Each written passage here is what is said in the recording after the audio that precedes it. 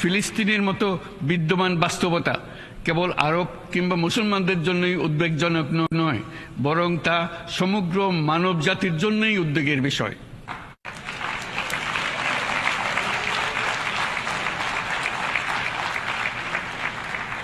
একজন মানুষ হিসেবে প্রত্যেক ফিলিস্তিনির জীবন অমূল্য।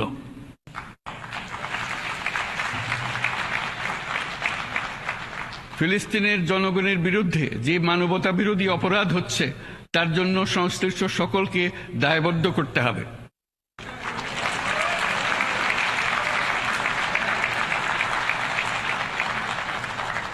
ফিলিস্তিনের জনগণের উপর চলমান নৃশংসতা, বিশেষত নারী এবং শিশুদের সাথে প্রতিনিয়ত যে নিষ্ঠুরতা বিশ্ব দেখাচ্ছে, তা থেকে নিস্তারের জন্য বাংলাদেশ অনতিবিলম্বে সম্পূর্ণ যুদ্ধবিরতির আহ্বান জানাচ্ছে।